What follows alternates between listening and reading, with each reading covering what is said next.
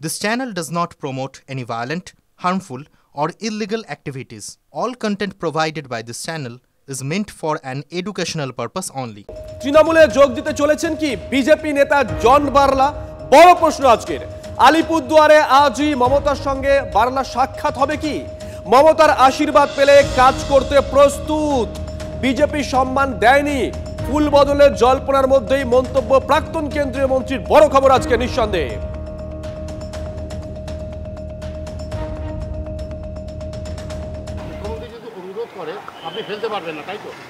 देखिए वो तो हम बैठे ना, अगर उनका आशीर्वाद मिलेगा जरूर हम काम करेंगे। बस দাদা বিজেপিতে সমস্যাটা কোথায় হলো?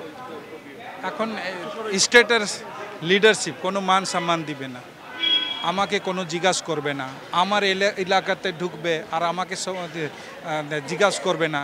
এই যে বাই ইলেকশনে কি হয়েছে, উইদাউট জনবলা ওরা জিতবে, ঠিক আছে জিতুক, আমার এলাকাতে ঢুকবে, বিহার থেকে অন্য অন্য স্টেট থেকে ঢুকবে আর আমাকে না জিজ্ঞাসা করে ওরা বলবে না আমরা জিতে যাব। কেন্দ্রীয় নেতৃত্বকে বলেননি আপনি আপনার এই খবরের কথা? আমি বলেছি, কেউ শুনে। তো ফাইনালি বিকল্প কি তাহলে তৃণমূল? না দেখুন, এখন ডুয়ার্সে ডেভেলপমেন্ট করতে গেলে এইখানে মুখ্যমন্ত্রী আছে, উনি এই রাজ্যের গার্জেন, আর এইখানে সমস্যার জন্য তো ওনাকে বলতেই হবে, টেবল টক করতে হবে, ওনার সাথে বসতে হবে, বসে আলোচনা করে আমাদের সরকারের একটা অংশ হয়ে যান রাজ্যে, তাহলে তো উন্নয়ন আরও সহজ হবে। সেই দিনটাও কি খুব সামনে? হয়তো পারে, ফিউচার এটা আপনারা জানতে পারবেন। 26-এর বিধানসভায় আপনাকে দেখা যাবে? দেখেন এটা ফিউচার প্ল্যান আছে। এখন আমি মানুষের জন্য দাঁড়াইছি, মানুষের জন্য কাজ করবো। ফার্দার ফিউচার মানুষ ভাববে, লিডারশিপ আছে সবাই। মুখ্যমন্ত্রীর সঙ্গে কি কথা হয়েছে? না ডেকেছেন যখন, ফোনে তো নিশ্চয়ই কথা হয়েছে। উনি ডেকেছেন, আমি ওইখানে গিয়ে আমি যোগদান করব। আর দল যদি আপত্তি জানায়? কে? বিজেপি? আপনি এখনো তো বিজেপির নেতা। ফিউচারে দেখেন না কি হবে। প্রসেনজিৎ আমাদের সঙ্গে রয়েছেন, আমাদের সহকর্মী। প্রসেনজিতের কাছে যাই। প্রসেনজিৎ, জন বার্লা এখনো পর্যন্ত পরিষ্কার করে নিজের মুখে বললেন না যে তিনি দল বদল করবেন বা ফুল বদল করবেন। এর আগে তিনি বলেছিলেন যে তিনি নিউট্রাল।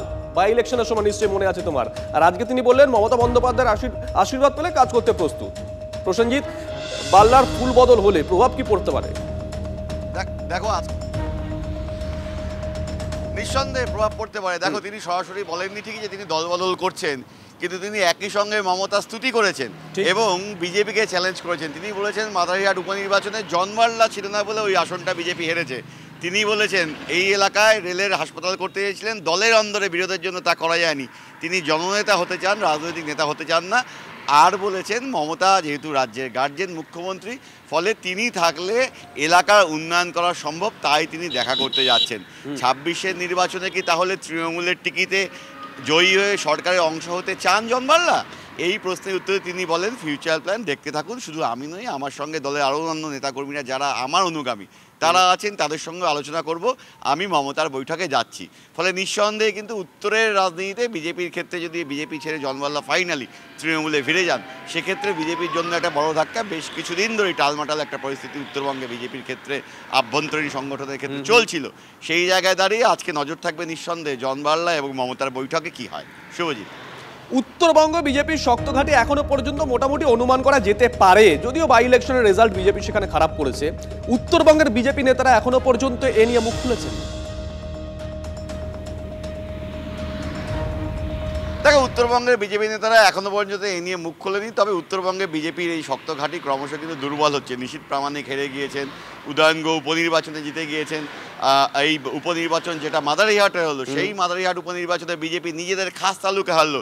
সেই কথাটাই কিন্তু জন বার্লারা বলছেন যে দলের স্থানীয় নেতাদের, এলাকার নেতাদের পাত্তা দিচ্ছে না বিজেপির রাজ্য এবং কেন্দ্রীয় নেতৃত্ব, যার ফলে দলের অন্দরে এই হাল তৈরি হচ্ছে যে মানুষ তাদের ভোট দিয়েছিল উন্নয়নের স্বার্থে, সেই উন্নয়ন অধরা থেকে যাচ্ছে এলাকায়।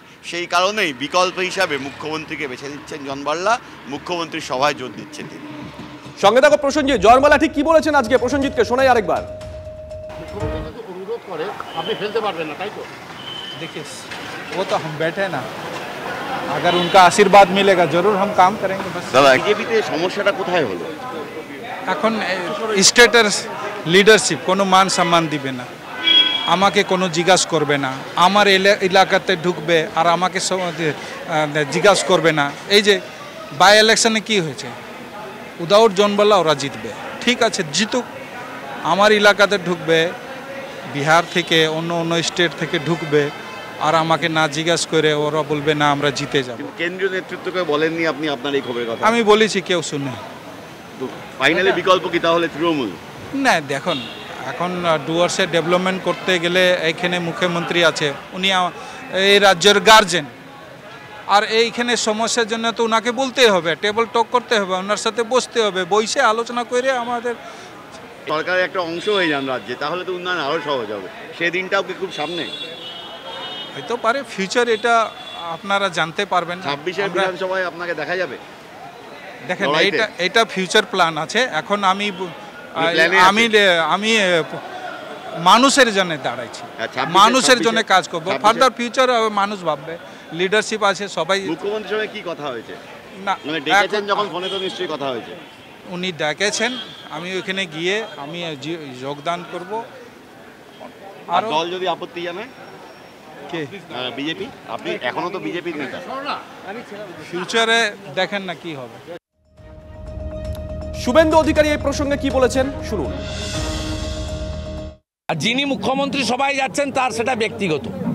আমাদের ভারতীয় জনতা পার্টির যে মেম্বারশিপ ড্রাইভ চলছে, গত 3 মাস ধরে যে ড্রাইভ চললো, তাতে আমার জানা একজন বিজেপির এমএলএ হিসেবে উনি পার্টির মেম্বারশিপ নেননি।